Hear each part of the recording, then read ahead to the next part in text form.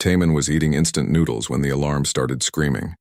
He looked up from his meal, chopstick still in hand, and watched the red warning lights flash across his ship's cockpit. The cargo hauler shuddered as something massive pulled it out of hyperspace.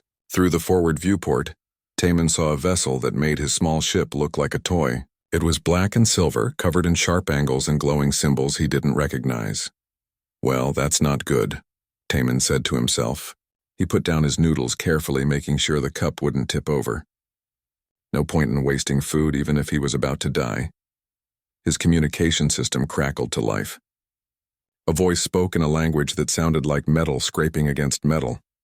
Then his ship's computer translated the words into something he could understand. Human vessel. You will shut down your engines. You will not resist. Any resistance will result in immediate destruction. Taman pressed the button to respond. Yeah, okay. Shutting down now. No problem. He powered down his engines and leaned back in his chair. Through the viewport, he watched as smaller ships detached from the massive vessel and flew toward him. They looked like predatory birds, sleek and dangerous.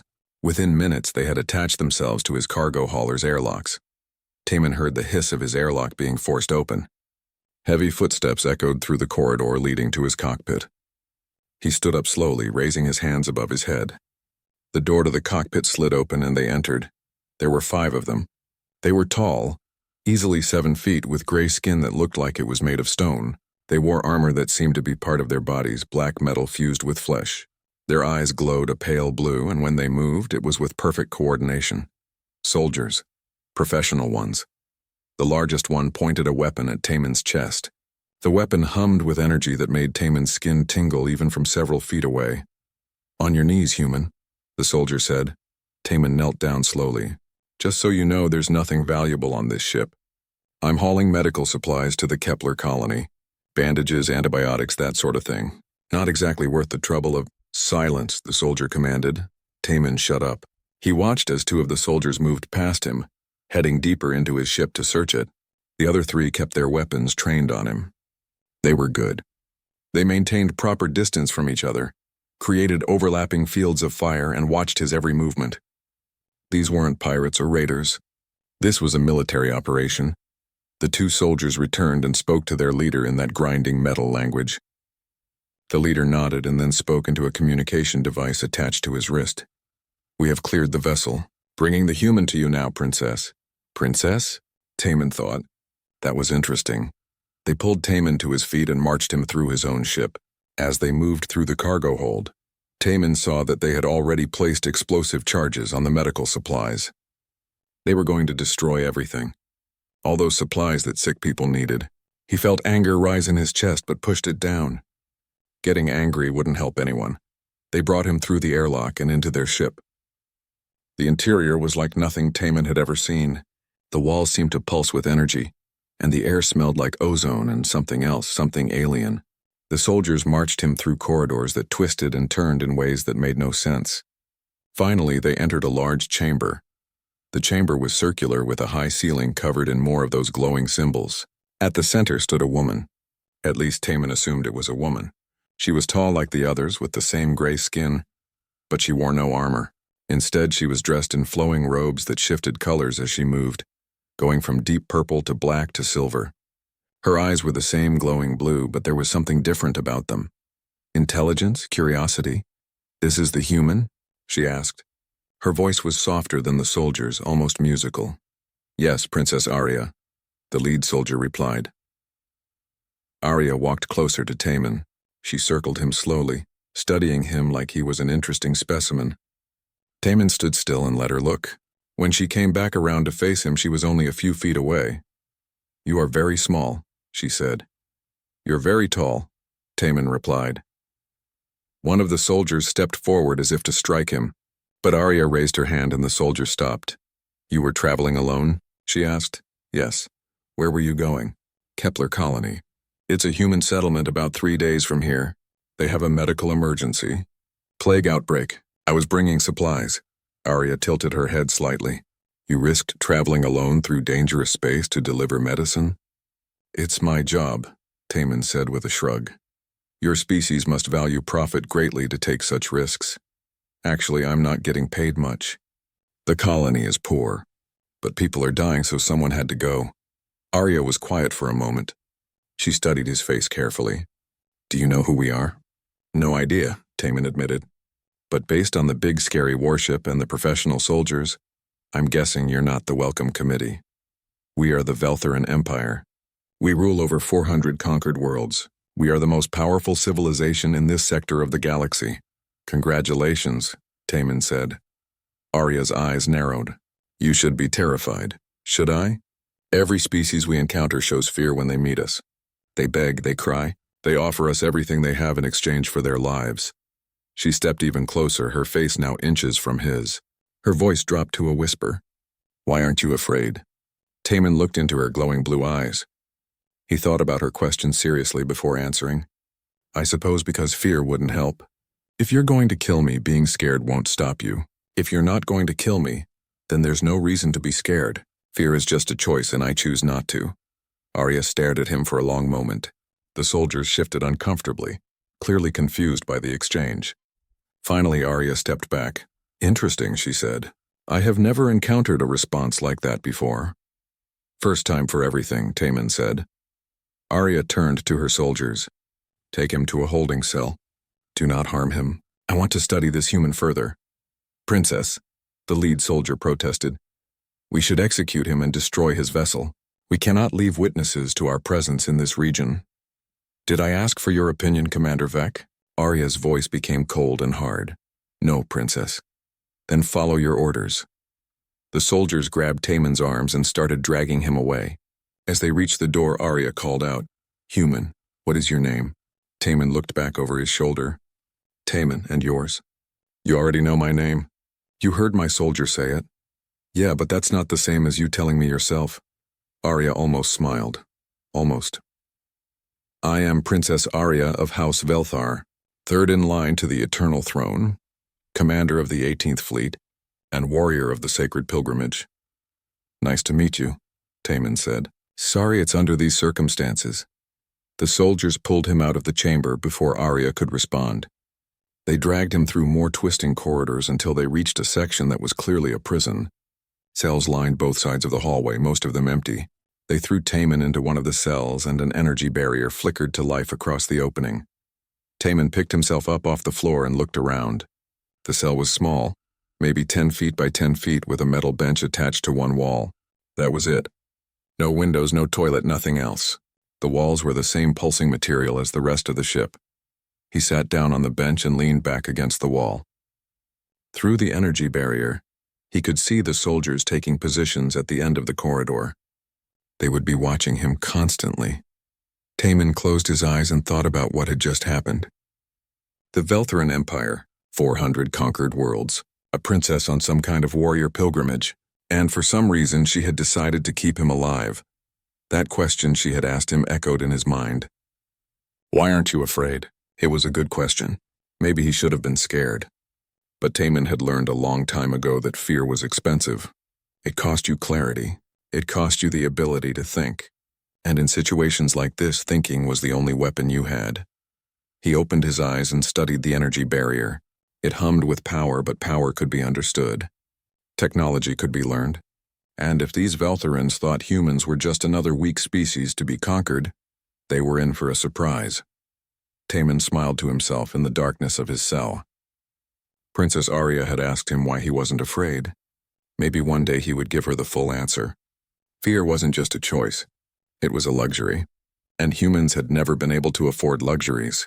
They had survived by being stubborn, by refusing to give up, by learning and adapting and never ever accepting that something was impossible. The Veltheran Empire had conquered 400 worlds, but they had never met humanity before. That was going to be their mistake. Taman woke up when the energy barrier disappeared. 4 guards stood outside his cell, weapons ready. He hadn't been sleeping well. The ship's engines made a sound that changed frequency every few hours, and the lights in his cell never turned off completely. He guessed that was intentional. Get up, one of the guards commanded. The princess wants to see you. Taman stood and walked out of the cell. The guards surrounded him, 2 in front and 2 behind, and they marched him through the ship. This time he paid attention to everything. The layout of the corridors, The positions of doors and access panels, the way the guards moved and communicated. Information was survival. They walked for nearly 20 minutes. The ship was enormous, much bigger than Taman had first realized. They passed other Veltharans in the corridors, all of them dressed in various types of armor or military uniforms. Every single one of them stopped to stare at Taman. Some looked curious, most looked disgusted, like he was an insect they wanted to step on. Finally, they entered a chamber with large windows that showed the stars outside. Except these weren't the stars Taman knew. They had traveled somewhere else, somewhere far from human space. In the distance, he could see a planet. It was gray and silver with swirling clouds that looked almost metallic. The homeworld, Princess Arya said from behind him. Taman turned. Arya stood near the window, still wearing those color-shifting robes. In the light from the planet, she looked almost beautiful in an alien, dangerous way. It's impressive, Taman admitted. This is Nathara, capital of the Veltharan Empire, home to 12 billion souls, the planet where my people were born, and where we learned to reach for the stars. She gestured for the guards to leave. They hesitated, but when she gave them a sharp look, they obeyed and left the room. Taman and Arya were alone. You're not worried I might try something? Taman asked. Should I be? No, but you don't know that for sure. Arya smiled slightly. I could kill you with my bare hands before you took 2 steps toward me. All Veltharan nobles are trained in combat from childhood. It is our way. Good to know. Arya walked to the window and looked out at her homeworld. We will be landing soon. You will be brought before the imperial court. My father, the emperor, will want to see the human I captured during my pilgrimage. I'm your trophy? Taman asked. In a sense, yes. The warrior pilgrimage is a sacred tradition. Young nobles must journey into the galaxy, face danger, and return with proof of their courage. Most bring weapons from defeated enemies or recordings of battles they won. I am bringing a living prisoner from an unknown species. Congratulations on your achievement, Taman said dryly. Arya turned to look at him. You still show no fear? Even knowing you will face the Emperor himself, why? We talked about this already. No, you told me fear is a choice. But that is not a complete answer. I have seen brave warriors. They feel fear but push through it. You are different. You genuinely do not seem afraid. I want to understand why. Taman thought about how to explain it. Where I come from, humans have a saying, fear is the mind killer. It means that fear stops you from thinking clearly. And if you can't think clearly, you can't solve problems. I'm in a bad situation right now. Being afraid won't make it better. So instead of being scared, I'm trying to understand everything I can about you and your empire, because understanding is how you survive. Understanding. Arya repeated the word slowly. Not strength? Not weapons? Not power? Those things help, but they're not what kept humans alive. We're not the strongest species on our planet. Not even close. But we're the smartest. We learn, we adapt, we figure things out. That's our power. Arya was quiet for a moment. I would like to learn more about your species. I'd be happy to tell you, but I want something in return. You are my prisoner. You are not in a position to bargain. Maybe not, but you're curious about me. That curiosity is worth something. Arya's eyes narrowed, but there was amusement in her expression. What do you want? Information. Tell me about your empire, about your people, about why you conquer other worlds. Why should I tell you these things? Because you want to understand why I'm not afraid. And I want to understand what I'm actually afraid of. Fair trade. Arya considered this. Finally, she nodded. Very well. But later. Now we must prepare for landing. The ship descended through Nathara's atmosphere. Taman watched from the window as they approached the capital city. It was massive, stretching across hundreds of miles. Buildings rose into the sky like crystalline mountains. Floating platforms drifted between the towers, carrying vehicles and people. In the center of it all was a palace that looked like it was carved from a single piece of black stone. They landed on a platform near the palace. The guards returned and escorted Taman out of the ship. The air on Nathara was thin and cold, making him shiver. The guards noticed and one of them spoke. Weak species. Cannot even tolerate simple temperature differences. Weak is relative, Taman replied. I bet you'd have trouble on my homeworld too. Different doesn't mean weak. The guard looked like he wanted to hit Taman, but Arya raised her hand to stop him. They walked through the palace corridors. Everything here was made of that same black stone. polished until it reflected like a mirror. More Veltherans lined the halls watching Taman pass. He heard them whispering in their grinding metal language. Finally, they entered an enormous throne room. The ceiling was so high that Taman couldn't see it clearly in the dim light. At the far end of the room sat a figure on a massive throne. Even from a distance, Taman could feel the weight of his presence. Emperor Vorn. As they approached, Taman got a better look at him. The Emperor was huge, even for a Veltheran, easily 8 feet tall. His skin was darker than the others, almost black and covered in scars that looked like they had been made by weapons. His eyes glowed brighter than anyone else's, a fierce blue that seemed to pierce right through Taman. Around the throne stood other important-looking Veltherans. Taman noticed one in particular, a male who looked similar to Arya. He stood to the Emperor's right and was watching Taman with obvious contempt. "Father," Arya said, kneeling, "I have returned from my pilgrimage." "Rise, daughter," the Emperor commanded. His voice was like thunder. "I see you brought something unusual." "Yes, father. This is a human. I encountered his vessel in the outer territories. His species was not in our records. I believed you would want to see him." The Emperor leaned forward on his throne. "A human. Come closer, small creature."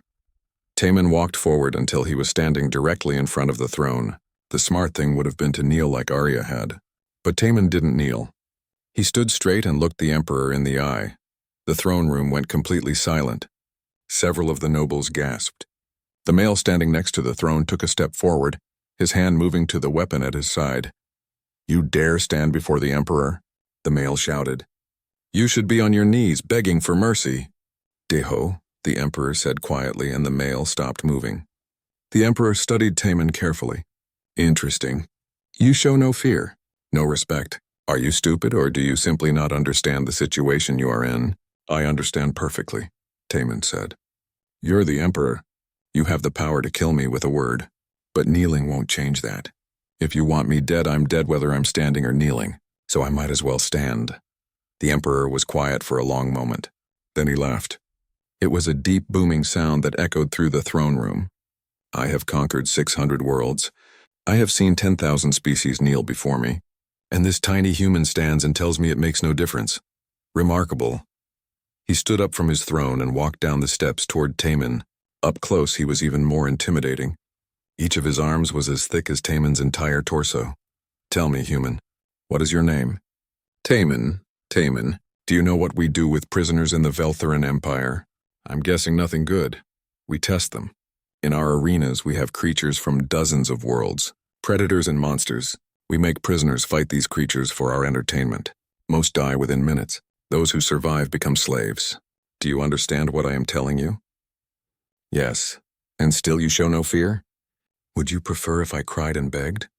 "I can do that if it makes you feel better. But it would be fake. I save my fear for things I can actually change." The Emperor stared at him. Then he turned to Arya. "This human is your responsibility, daughter. You captured him, so his fate is in your hands. What do you propose?" Arya stepped forward. "I would like to keep him, father, to study his species. They are unknown to us, and understanding them could be valuable." The male Taman had identified as Deho spoke up. "Sister, you cannot be serious. This creature is nothing but a curiosity. Waste him in the arena and be done with it." "I am serious, brother. The human interests me." "Your interest is irrelevant," Deho said coldly. "Enough," the Emperor commanded. He looked at Arya. "Very well. The human is yours, but he will be tested in the arena. If he survives, you may keep him. If he dies, then he was not worth keeping anyway." "When will the test be?" Arya asked. "Tomorrow. The Festival of Conquest begins. We will open the celebrations with fresh blood." The Emperor turned to Taman. "You have 1 day to prepare, human. I suggest you spend it making peace with whatever gods your species worships." The cell door opened in the middle of what Taman assumed was night. He had been trying to sleep, but sleep was difficult when you knew you might die tomorrow. Princess Arya stood in the doorway alone this time. "Come with me," she said. Taman got up and followed her through the dark corridors. She didn't speak, and neither did he. After several minutes of walking, they entered a room that looked different from the rest of the palace. It had cushions on the floor, hanging fabrics on the walls, and soft lighting. It was almost comfortable. This is my private chamber, Arya explained. We will not be disturbed here. Should I be worried about that? Taman asked, always with the questions. Arya sat down on one of the cushions and gestured for him to do the same. Sit, we made an agreement. You wanted information about my empire. I want to understand your fearlessness. Let us fulfill our bargain. Taman sat down across from her. Okay, you go first. Arya was quiet for a moment, organizing her thoughts. The Veltharan Empire has existed for 3,000 years. We began as warriors fighting to survive on a harsh world. Our planet does not give easily. Everything here must be taken by strength. This made us strong. This made us survivors. And then you reached space, Taman said. Yes, we developed the technology to leave our world, and we found that the galaxy was full of species that were weak. They had soft planets that gave them everything. They did not know how to fight. They did not know how to be strong. So we taught them, by conquering them. Arya met his eyes. Yes, we brought them into the Empire. We gave them purpose. We gave them the chance to become strong like us. Is that not mercy? Is it mercy if they don't have a choice? Choice? Arya looked confused. What does choice matter? The strong rule. The weak serve. This is the natural order of the universe. Taman leaned back against the wall. That's one way to see it. But there's another way. Strength comes in different forms. You're physically stronger than me. I won't deny that. But humans have a different kind of strength. We're stubborn. We refuse to give up. We've faced extinction dozens of times on our world, and every time we found a way to survive. Not through being the strongest, but through being the smartest.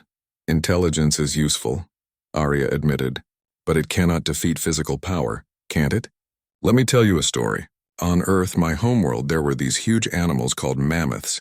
They were massive, strong, could crush a human easily, but humans hunted them to extinction. Not because we were stronger. Because we learned to work together. We made tools. We made plans. We adapted. Arya listened carefully.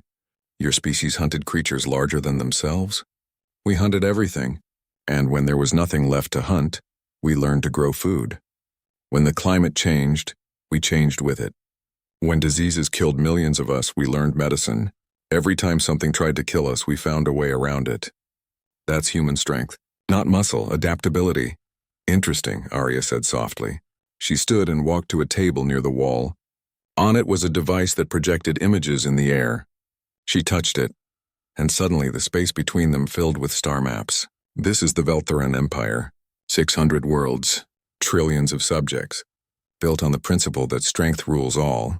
Taman studied the map. It was huge, spreading across a significant portion of this galaxy sector. What happened to all the species you conquered? Where are they in this empire? They serve, they work. They contribute to the empire's glory. But they're not free. Freedom is an illusion, Arya said. Everyone serves someone. Better to serve a strong empire that brings order than to live in chaos. Taman shook his head. I disagree. Freedom isn't an illusion. It's what makes life worth living. My people fought wars for centuries over freedom. We died for it. Because living as a slave isn't really living at all. You speak of war. Your species fights each other? We used to a lot. Humans are good at war. Too good, maybe. But eventually we learned something important. We're stronger together than apart. So we stopped fighting each other and started working together. That's when we really began to grow. When we chose cooperation over conquest. Arya turned off the projection. She looked troubled. Cooperation? That word again. You said it before. But how can cooperation be stronger than conquest? One species rules or chaos results, does it? Or is that just what you've been taught? Taman stood up and walked to where she was standing. Think about it. You've conquered 600 worlds. How many rebellions have you had to put down? Arya's expression changed slightly. Taman saw it. He had touched on something. There have been some, she admitted, and you crushed them. Of course. Rebellion cannot be tolerated. But they keep happening, don't they? Because people don't want to be conquered. They want to be free. Every species you've crushed is just waiting for another chance to rebel. You're not building an empire. You're building a prison, and prisoners always try to escape. Arya's eyes flashed with anger. You go too far, human. Do I? You brought me here to understand me, to learn why I'm not afraid. I'm telling you the truth. You can kill me for it if you want, but that won't make it less true. They stared at each other.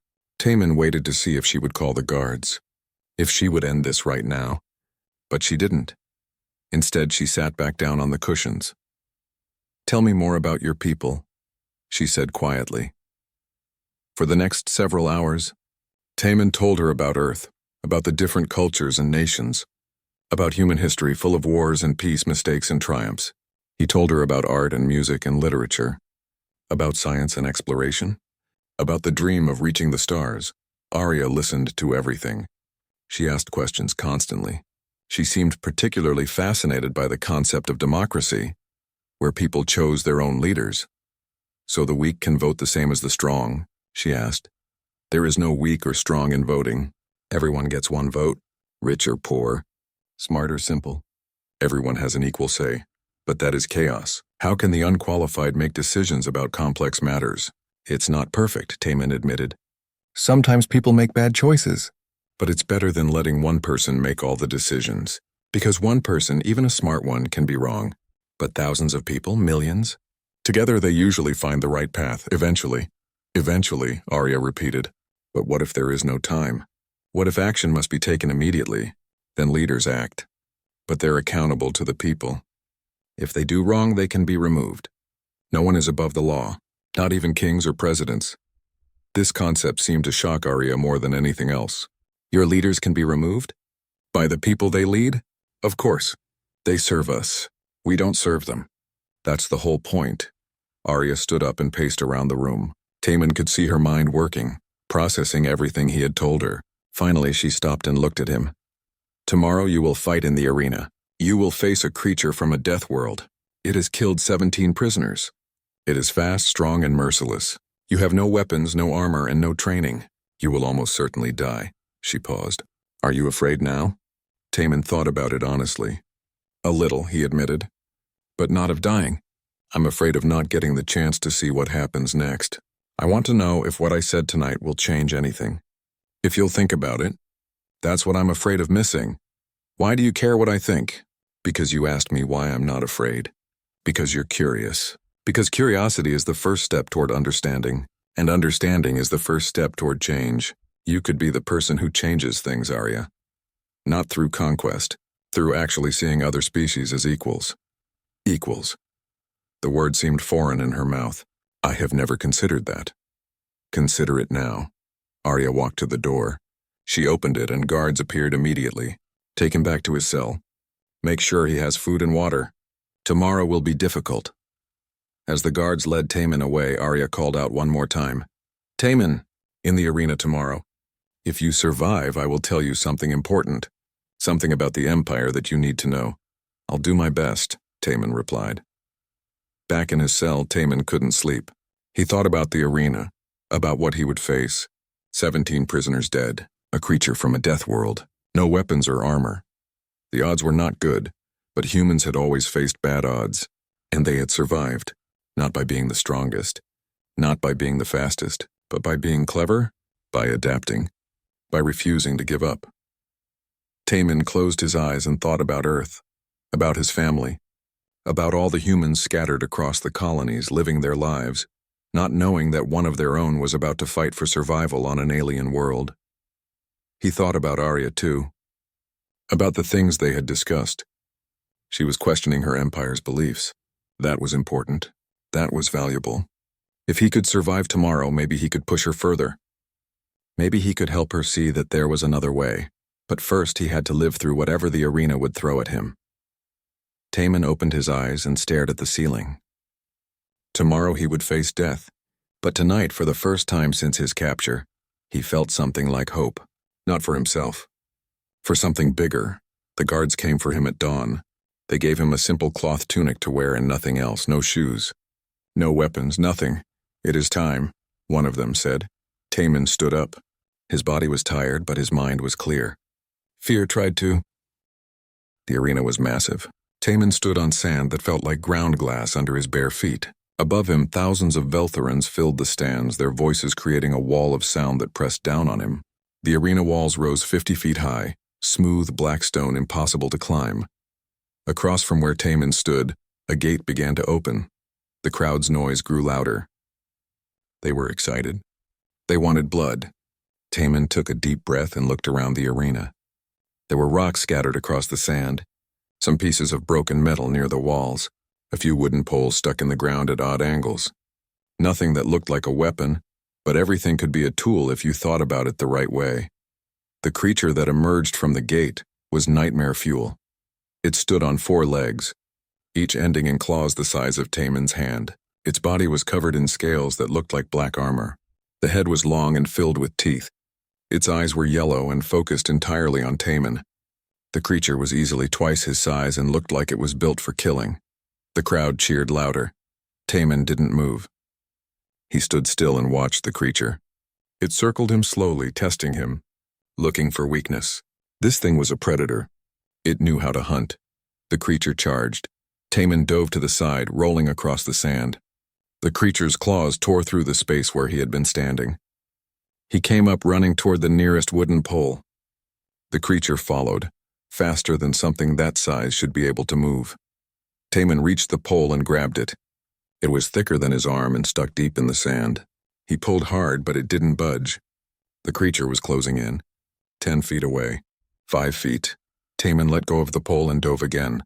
The creature crashed into the pole and there was a loud crack. The pole split but didn't break free. The creature turned around and Taman saw something important. The scales on its belly were lighter colored, softer. That was the weak point, but he had no way to exploit it. No weapon sharp enough to pierce those scales. The creature charged again. This time Taman ran toward the arena wall. The creature followed. At the last second, Taman changed direction. The creature couldn't turn fast enough and slammed into the wall. It made an angry sound, something between a roar and a scream. Taman was breathing hard now. He couldn't keep dodging forever. His body was human. It would tire. The creature would not. He needed a plan. Looking around the arena again, Taman noticed something. The broken metal pieces near the wall. One of them had a sharp edge. And those rocks scattered around. Some of them were big enough to hurt if thrown hard enough. The creature circled him again. It was learning. It wasn't charging blindly anymore. It was being patient. Smart. This thing had killed 17 prisoners. It knew how to hunt things that tried to dodge. Taman moved toward one of the larger rocks. The creature moved to cut him off. Good, it was predictable. Predictable meant it could be outsmarted. Instead of going for the rock, Taman changed direction and sprinted for the broken metal. The creature followed, but Taman had a few seconds of lead time. He reached the metal and grabbed a piece with a sharp edge. It cut his hand immediately, blood running down his fingers. But now he had something like a weapon. The creature was right behind him. Taman turned and slashed with the metal. The edge scraped across the creature's face near its eye. The creature jerked back, more surprised than hurt. Its scales were too tough, but surprise was good. Surprise meant it wasn't used to prey that fought back. Taman ran again, this time toward the damaged wooden pole. The creature chased him. He could hear its claws tearing through the sand behind him. He reached the pole and dropped the metal. Using both hands, he pulled at the cracked section. It gave slightly. The creature was almost on him. With one last desperate pull, the top half of the pole broke free. Taman spun around, holding the pole like a spear. The creature tried to stop, but its momentum was too great. It crashed into the pointed end of the pole. The pole wasn't sharp enough to pierce the scales on the creature's chest, but the force of the impact knocked the creature backward. It fell, rolling across the sand. Taman didn't waste time. He ran to where the creature lay and jumped onto its back. The creature thrashed, trying to throw him off. Taman held on, his hands finding grip in the spaces between the scales. The creature rolled, trying to crush him under its weight. Taman let go just before he would have been crushed and rolled away. They both got to their feet at the same time. The crowd was going crazy now. This wasn't what they expected. They expected the human to die quickly. Instead, he was still alive. Still fighting. Taman was exhausted. His hands were bleeding. His body was covered in cuts from rolling across the rough sand. But he was still thinking clearly. That was what mattered. The creature charged again. Taman didn't dodge this time. Instead, he ran toward it. At the last second, he dropped and slid under the creature's belly, the broken metal piece back in his hand. As he slid underneath, he drove the sharp edge up into the soft scales on the creature's belly. The creature screamed. Real pain this time. It stumbled and Taman scrambled away. There was blood now. Not much, but enough to show that the creature could be hurt. The creature turned toward him slower now. It was favoring one side. The belly wound wasn't deep, but it was painful. The creature's yellow eyes looked at Taman differently now. Not as prey. As threat, they circled each other. Both were tired. Both were hurt. But only one of them needed to stay alive. Taman just needed to survive. He didn't need to kill this creature. He just needed to last until someone called off the fight. The creature must have sensed his strategy because it didn't charge again. It waited. Conserving energy. Planning. Taman realized something. This creature was intelligent. Maybe not like a human, but smart enough to learn. Smart enough to change tactics. That made it more dangerous, but it also made it possible to communicate with. Slowly, Taman raised his hands. He dropped the metal piece. He took a step back. The creature watched but didn't attack. Taman took another step back. Then another. He wasn't running. He wasn't challenging. He was retreating, showing he was no longer a threat. The creature's body language changed. It stood straighter. It stopped favoring the wounded side. It had won the dominance display. That was enough for a predator. Taman sat down in the sand, his back against the arena wall. He was completely vulnerable. If the creature wanted to kill him, now was the time. But he gambled that it wouldn't, because he had shown it respect, because he had proven he could hurt it, because predators didn't waste energy on prey that submitted. The creature watched him for a long moment. Then it turned and walked back toward the gate it had come from. It didn't attack. It left. The crowd was silent, confused. This had never happened before. In the royal box, Emperor Vorn stood up. His voice echoed across the arena. Interesting. The human did not win, but he did not lose either. He chose a third option, survival. The Emperor looked at Arya. It seems your human is clever, daughter. Arya stood and spoke loudly. The human has proven his worth. I claim him as my own. He will serve me as my personal attendant, the crowd murmured. Some approved. Some thought Arya was showing weakness, but no one challenged the Emperor's daughter. Guards entered the arena and took Taman away. He could barely walk. His body had finally realized how close to death he had been, and it was shutting down. They brought him to a medical room where Veltharan doctors treated his wounds with technology that made the pain disappear almost instantly. When he could stand again, Arya entered the room. You survived, she said. Barely, Taman replied. His voice was hoarse. You did something no one has done before. You made the creature leave. You understood it. That takes wisdom. I got lucky. No, luck is when you survive despite poor choices. You made good choices. You adapted. Arya moved closer. I told you that if you survived, I would tell you something important. Something about the Empire. Taman waited. I brought you to the Forbidden Archives last night after you were returned to your cell. I could not sleep after our conversation. I needed to know if what you said about cooperation and freedom was truly impossible, or if my people simply forgot those concepts. What did you find? The truth. Arya's voice was quiet. Our empire was not always like this. 3,000 years ago, we were not conquerors. We were explorers, philosophers, artists, but then a plague came. It killed billions. In the chaos, a military faction seized power. They said only through strength could we survive. They rewrote our history. They burned the old books and killed anyone who remembered the old ways. Taman felt cold. Your entire culture is built on a lie. Yes, and I never knew. No one knows except the highest levels of government. They keep it secret because if people learned the truth, everything would fall apart. Why are you telling me this? Arya looked at him with those glowing blue eyes. Because you asked me a question. Not the question about fear. A different one. You asked if my empire was building a prison. I looked for the answer. And I found it. You were right. Every species we conquer rebels eventually. We crush them and call it maintaining order. But we are just delaying the inevitable collapse. What are you going to do about it? I do not know. But I know I cannot forget what I learned. Cannot unlearn what you taught me. She paused. You are now my personal attendant.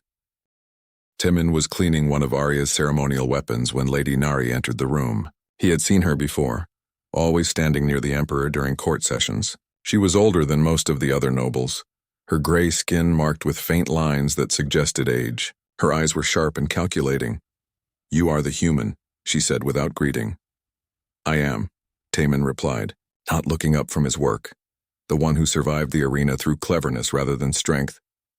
"That's one way to describe it." Lady Nari walked closer. She picked up one of the weapons and examined it. "I have been Princess Arya's mentor since she was a child. I taught her strategy, politics, and the art of reading people.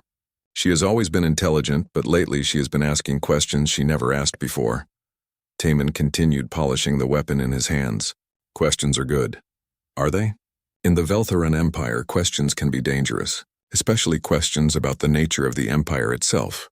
Lady Nari set down the weapon and looked directly at Taman. "You are the reason for these questions. Am I in trouble?" "That depends. What are your intentions regarding Princess Arya?" Taman finally looked up. "I want to survive, and I want to help her understand that there are other ways to live besides conquest and domination." "That's all? That's all?" Lady Nari laughed quietly. "Do you understand what you are doing? You are not just changing one person's mind. You are planting seeds that could destroy an empire. Would that be so bad?" The room went silent. Taman had just said something that could get him executed for treason. But Lady Nari didn't call for guards. Instead, she sat down on one of the cushions. "I am old," she said. "I have lived through 300 years of conquest. I have seen 1,000 worlds burn. I have advised emperors and trained warriors. And I am tired. Tired of what? Tired of endless war. Tired of crushing rebellions. Tired of watching young soldiers die for a cause that I no longer believe in." She looked at Taman with something like sadness in her glowing eyes. "I too have read the forbidden archives. I know what we once were, and I know what we have become." Taman set down the weapon. "Why are you telling me this?" "Because Arya trusts you, and I trust Arya. If there is any hope of changing this empire, it will come from her. But she cannot do it alone. She will need allies, powerful ones, and she will need someone who can show her a different path, someone from a species that chose cooperation over conquest. You want me to continue influencing her. I want you to help her become what she could be, a leader who rules through wisdom rather than fear." Lady Nari stood up. "I will help you both, but you must be careful. Not everyone in the palace is sympathetic. Prince Daeho in particular sees his sister as a rival. He will try to destroy her if he senses weakness." "What about the Emperor?" "Emperor Vorn is complicated. He believes in the Empire's strength, but he is not a fool. He sees that the endless conquests are draining our resources. He sees that rebellions are becoming more frequent. He will not admit it publicly, but privately I think he knows the Empire cannot continue as it is." After Lady Nari left, Taman sat alone for a long time. He was in deeper than he had ever intended. When his ship was captured, he thought he would either die quickly or become a slave. He never imagined he would be at the center of a potential revolution. That night, Arya summoned him to her chambers. When he arrived, he found her with several data tablets spread around her. "I have been researching your species," she said without looking up. "There are some records in our databases, not many. Humans have been very good at staying hidden from galactic civilization." "That was intentional," Taman said. "Earth decided a long time ago to be cautious about first contact. We watched the galaxy for years before establishing any colonies. We wanted to understand what was out there before we committed ourselves." "Smart. Most species rush into space without understanding the dangers." Arya picked up one of the tablets. "But you are not hidden anymore. My father's fleet has been tracking human colony ships. They know where your colonies are. They know where Earth is." Taman felt his heart stop. "What?" "The Empire is planning an invasion. Within the year, they will send fleets to conquer human space. That is why my father allowed me to keep you. He wants to study humans before the invasion begins, to understand your weaknesses." "How many people know about this?" "Only the highest military commanders. And now you." Arya looked at him seriously. "I am telling you this because you deserve to know, and because I need your help." "My help with what?" "Stopping it." Taman sat down heavily. His mind was racing. Earth had no idea this was coming.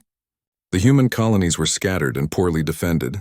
If the Veltharan Empire attacked, humanity would be crushed. "Why would you help stop an invasion of my people?" he asked. "Because it is wrong. Because conquest is wrong. Because everything I have learned from you has shown me that the Empire's way is built on lies and fear." Arya set down the tablet. "But more than that, because I have calculated the outcome of such an invasion. Humans will not surrender easily. You will fight with everything you have. The casualties on both sides will be enormous, and even if the Empire wins, it will spark rebellions across hundreds of other worlds who will see humanity's resistance as inspiration. So you want to stop the invasion to protect the Empire. I want to stop the invasion to protect everyone, humans, Veltharans, all. The species caught in the middle. She paused. But I cannot do this alone. I need allies, people who believe in change. And I need information about human military capabilities so we can present alternatives to invasion. What kind of alternatives? Negotiation, alliance, cooperation? Arya smiled slightly. All those concepts you have been teaching me. Over the next few weeks, something unexpected happened. More Veltharans began approaching Taman in secret. They were members of the nobility, military officers, even some servants. All of them whispered the same thing. They were tired of endless war. They wanted change. Lady Nari had been spreading the word, carefully recruiting those she knew could be trusted. A secret coalition was forming.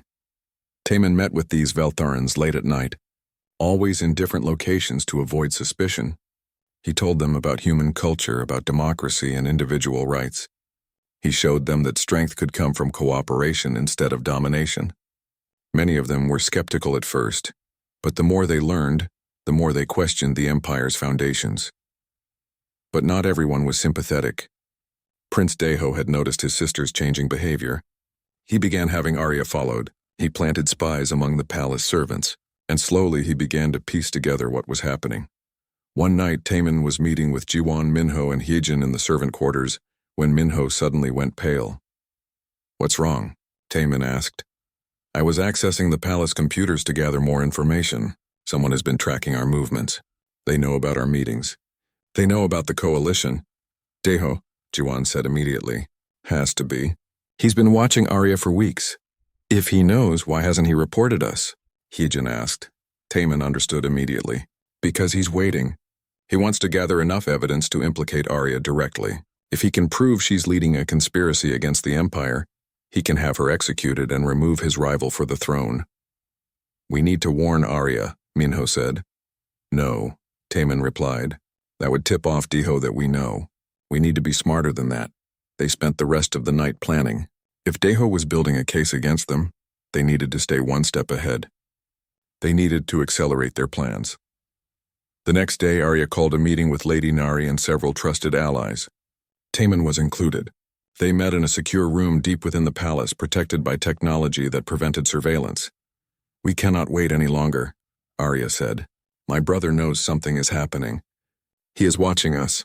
We need to act." "Act how?" one of the military officers asked. "We cannot stage a rebellion. We do not have the numbers."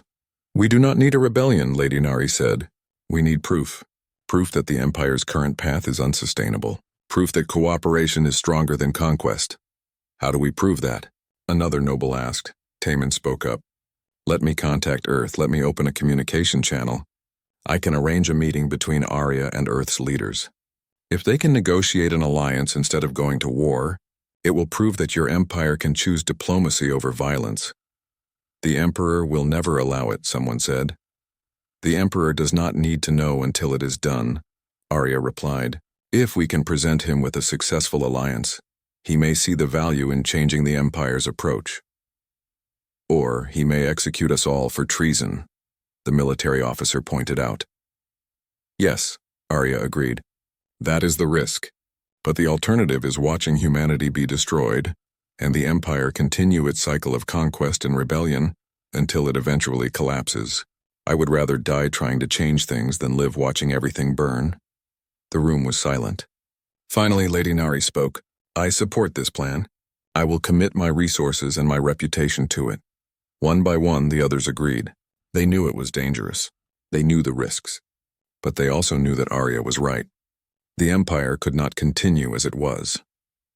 After the meeting, Taman found himself alone with Arya on one of the palace balconies. The sun was setting over Nathara, painting the metallic clouds in shades of purple and red.